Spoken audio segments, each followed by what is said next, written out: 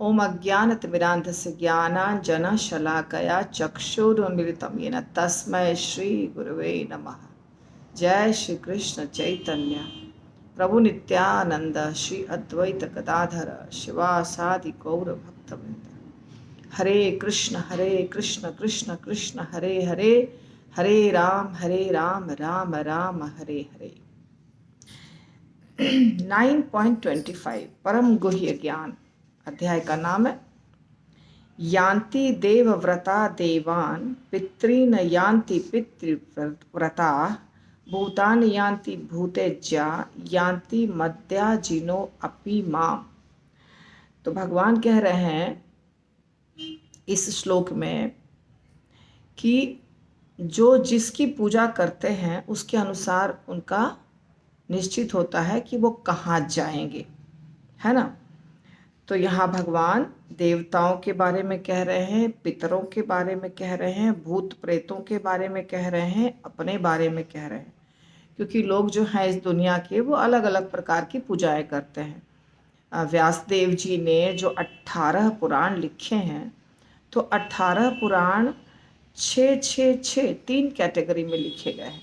अर्थात 6 पुराण सतोगुणी लोगों के लिए, 6 पुराण रजोगुणी लोगों के लिए और 6 पुराण तमोगुणी लोगों के लिए। हर प्रकार के मनुष्य के लिए भगवान ने सुविधा दी है। जो जिस गुण में है, जिस भी गुण में है, पापी से पापी व्यक्ति है, उसके लिए भी धर्म में कोई ना कोई सुविधा है। ऐसा नहीं है कि सिर्फ कृष्ण भक्ति या विष्णु भक्ति ही कर सकते हैं, जो कृष्ण भक्ति नहीं करेगा उसके लिए कोई रास्ता नहीं है, ऐसा नहीं है। रास्ता सबके लिए भगवान ने देकर रखा है बहुत अच्छे से।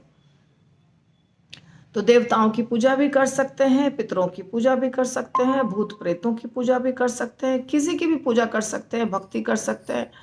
और कुछ लोग मनुष्य की भी पूजा करते हैं, कुछ प्रकृति की पूजा करते हैं, कोई निर्गुण, कोई निराकार, अलग अलग प्रकार के लोग हैं, अलग अलग प्रकार की पूजा करते हैं। श्रद्धा भक्ति रखते हैं जिसके प्रति उसी को पूजा करें या पूजा के जैसा मिलता जुलता कुछ और करें, पर कुछ न कुछ करते हैं लोग।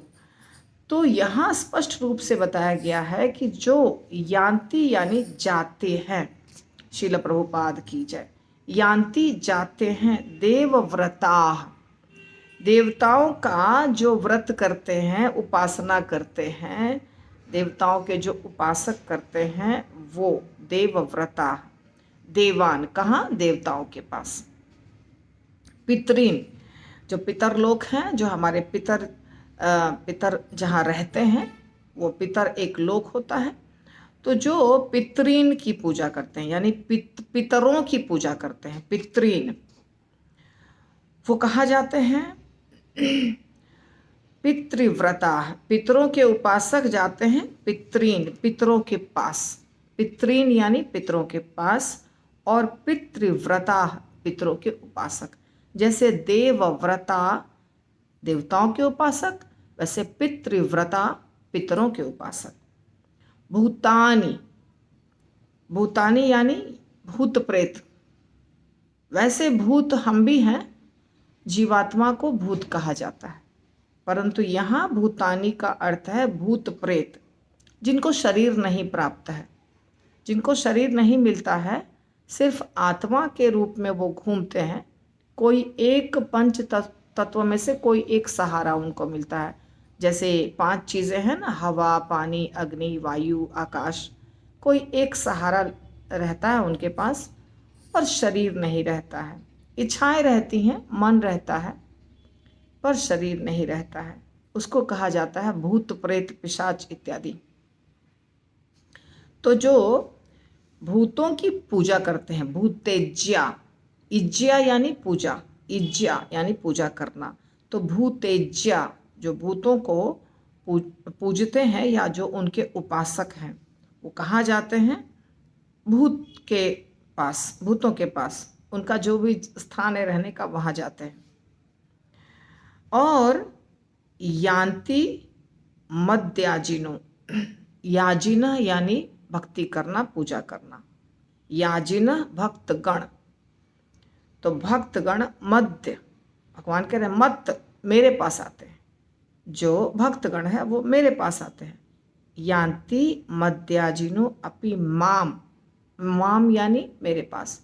तो भगवान ने स्पष्ट रूप से बता दिया कि जैसा करोगे वैसा फल पाओगे, जिसकी उपासना करोगे उसी के पास जाओगे। कुछ लोग कहते हैं कि सारे रास्ते एक ही स्थान पर जाते हैं, ऐसा नहीं होता है। यदि हम दिल्ली का टिकट कटाए हैं तो हमारी ट्रेन या फ्लाइट दिल्ली जाएगी।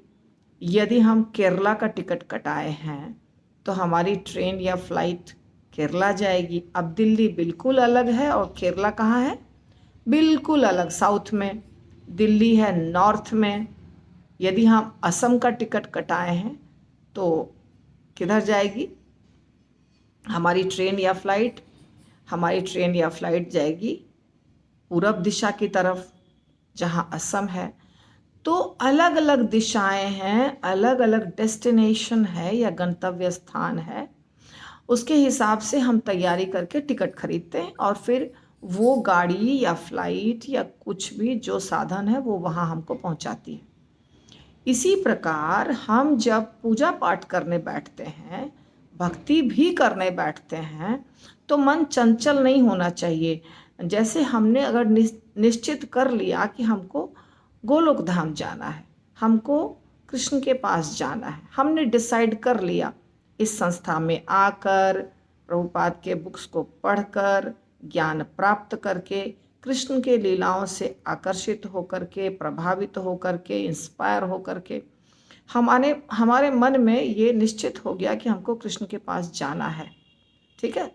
अब इसके बाद फिर वापस मन को इधर उधर, शिवरात्रि है तो शिव जी की उपासना भी कर लें, व्रत भी कर लें। नवरात्रि है तो दुर्गा माता की उपासना भी कर लें, व्रत भी कर लें। रामनवमी है तो रामचंद्र जी की भक्ति भी कर लें, उपासना कर लें, व्रत कर लें। तो ऐसा करने से क्या हो जाएगा, किसी एक स्थान पर हम नहीं पहुंच पाएंगे। ऐसा लगता है ना कि नहीं, इस्कॉन में भी तो होता है, इस्कॉन में रामनवमी होती है, इस्कॉन में नरसिंह चतुर्दशी होती है। इस्कॉन में भी लोग आधा दिन उपवास रखते हैं रामचंद्र जी का। उसके बहुत सारे कारण हैं। उसका कारण ये भी है कि जो दुनिया है उसको भी साथ में लेकर चलना है। तो रामचंद्र जी तो बहुत भगवान का ऐसा रूप है जो सबको बहुत प्रिय है। और सब इस भारत भूमि में, नॉर्थ इंडिया में तो बहुत रामचंद्र जी की उपासना होती है, कृष्ण की भी होती है, कृष्ण की उपासना होती है उत्तर प्रदेश के तरफ, और रामचंद्र जी की उपासना भी उत्तर प्रदेश, लेकिन अयोध्या साइड में, थोड़ा वहाँ से बिहार तक चला आता है, जहाँ रामचंद्र जी की भक्ति होती है, हनुमान की होती है। सीतामढ़ी स्थान है जो नेपाल में है, और हम लोग के घर के पास बिहार, वहाँ पे मिथिला है, तो सीता माता का जन्म स्थान। तो ये सारा जो स्थान है, यहाँ पर लोकल जो लोग हैं, ये लोग रामचंद्र जी की पूजा उपासना करते हैं।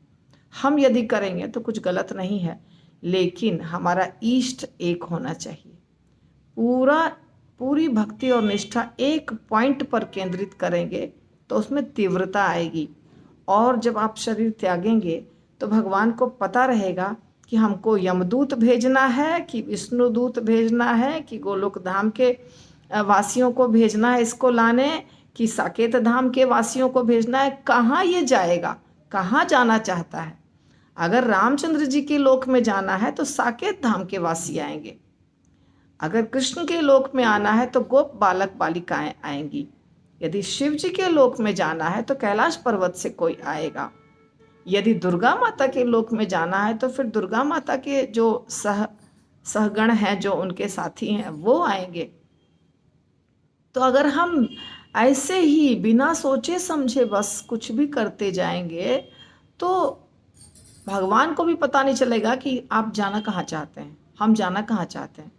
इसीलिए दृढ़तापूर्वक एक रूप को निश्चित करके, एक उद्देश्य को निश्चित करके पूरी शक्ति वहीं लगाना चाहिए। ये तो मैंने आपको बता दी भक्तों के लिए। अब यहाँ पे जो बात हो रही है ये भक्त नहीं है सारे, इसमें कुछ हैं देवताओं के पूजक, कुछ हैं भूत के पूजक, कुछ हैं पितरलोक के। अभी भक्तगण भी पितरों के प्रति बहुत श्रद्धा रखते हैं और बहुत कुछ करते हैं, तो ठीक है, कर सकते हैं, कोई दिक्कत नहीं है। हम आपको नहीं बोल रहे हैं, पर भगवान कई स्थानों पर बोलते हैं कि ज़रूरत नहीं है, अगर मेरी भक्ति करते हो तो ज़रूरत नहीं है। तो शब्दों को देखेंगे। यान्ति और देवव्रता आसान शब्द है। यहाँ पे देवान और पितरीन और यान्ति 3 शब्दों को मिलाया गया है, परंतु हमको इसमें से देवान पर ही रुक जाना है। यान्ति देवव्रता देवान, यहाँ पे देवान के पास कोमा डालेंगे, स्मॉल पॉज होगा, अर्धविराम होगा। फिर पितरीन यान्ति पितृव्रता, तो पितरीन यान्ति 2 शब्द को पकड़ के चलना है संयुक्त में, यानी संधि है वहाँ पे। और फिर भूतानी यान्ति भूतेज्या साधारण शब्द हैं यान्ति, और यहाँ पे मध्याजिनो अपि 3 शब्द हैं, मध्याजिनो अपि। तो इसको थोड़ा प्रैक्टिस करना पड़ेगा। माम, तो जो प्रैक्टिस करने वाले शब्द हैं वो 2 हैं डिफ़िकल्ट, पितरीन यान्ति और मध्याजिनो अपि, ये 2 शब्द हैं जिसका हम प्रैक्टिस करेंगे अच्छे से। अब मैं इसको पढ़ के सुनाती हूँ। यान्ति देवव्रता देवान, पितॄन यान्ति पितृव्रताः, भूतानि यान्ति भूतेज्या, यान्ति मध्याजिनो अपि माम्।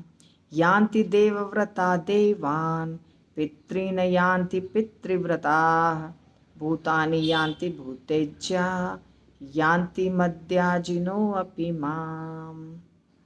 तो इसका प्रैक्टिस अब हम करेंगे।